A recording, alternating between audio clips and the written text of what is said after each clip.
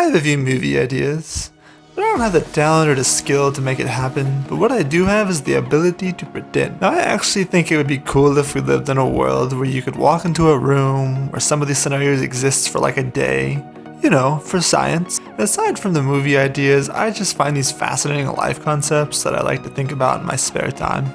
Like, what if we lived in a world where gay is normal and straight is rare? I don't know the details, but according to Google, somewhere between 2% and 11% of people have some degree of sexual attraction to the same sex. As a twist to this movie, I was thinking, what if there was a world in which 90% of men are gay? Women are still straight, but men remained in the closet because they didn't know almost every other man thought this too. Or as another twist, there was a worldwide disease which causes 90% of men to become gay slowly, a disease trying to make humans go extinct on Earth. So it initially looked like it does today, men marrying women. But many start secretly hooking up because they don't know how many other people exist like this yet, except for the already experienced gays. You only really start to feel this after being close to a man, and the main character truly never knew how unattracted he was to women until he was with a man. He still feels attracted to women, but imagine you're with the gender you have always been attracted to, then you're with another gender and find a sex drive that is like 5 times stronger than the one you thought you had all your life. And that's kind of the life he's living right now. Very shadowy. Like, why is this happening to me? And as he's going through this, he starts realizing many of his friends are exhibiting these traits. Also, the lead character finds out he has a year to live, unrelated to the gay epidemic, and so he feels he needs to find a man. He starts telling people to express their true romantic interests, and the whole world finds out there are like way many more gay people than they realized. Still not realizing this is an airborne disease, the government starts changing laws. Many businesses become sexually oriented, and the whole society changes. So now if you're a straight man, finding a woman has just become way easier. And many women have to turn to homosexuality as a result. Childbirth rates sharply decline. Then near the end of the movie, they find a cure to this disease, as it truly could end all humans. But then there is the question, would you go back? And at the end of the movie, the world starts to develop children like cloning. So perhaps it can last. I think this could be a fairly low budget movie, since you could just film it like anywhere, like Kansas or something. And okay, this next one can kind of never become a movie because it's so specific, but wouldn't it just be so cool to see a movie about your grandma's life? You know, about the times they lived from a kid until they met your grandfather. See, it's kind of like a love story or adventure set back in time, but only your grandmother's life. If I was watching a movie about someone else's grandmother's life, unless you served in like World War II and had the most epic love life and other cool butt stuff, it probably wouldn't be that epic to me.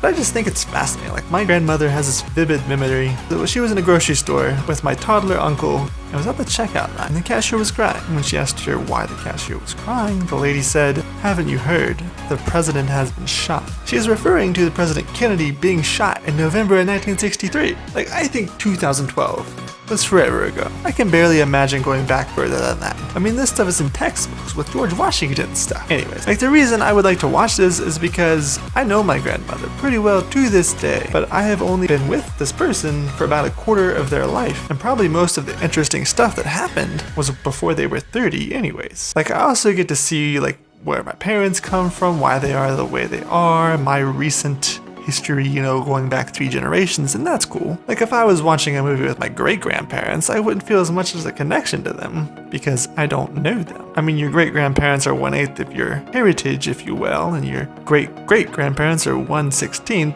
I don't know, I can't deal with being 1/8 related to someone, or I can deal with 1/8, but I can't deal with like 1/16 to 1/32.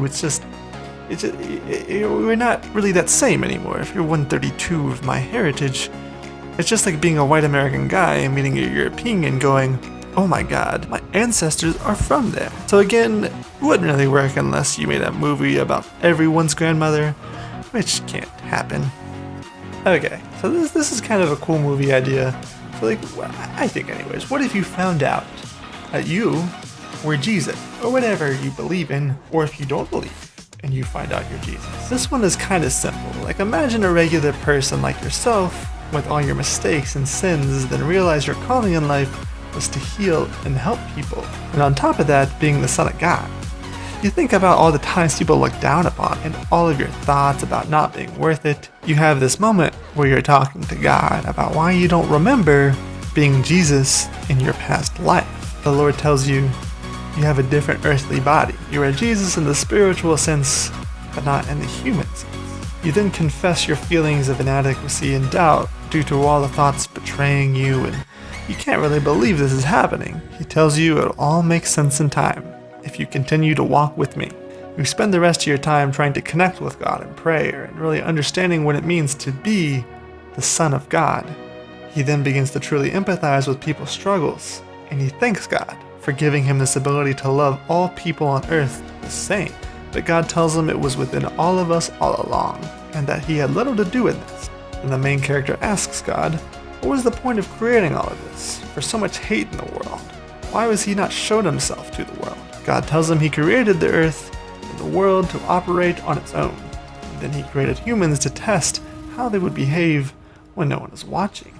God was pleased with the majority of people as they truly do worship him in some shape or form, and evil in the world was minimal. He then says that he brought Jesus back to earth is because there's been a decline in the amount of people who are going to God. The man asked God, where did he, God himself, come from?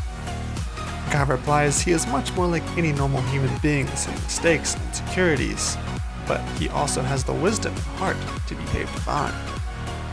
But as far as the conflict in the movie, I haven't really set that up, so the true budget would probably revolve around that anyways.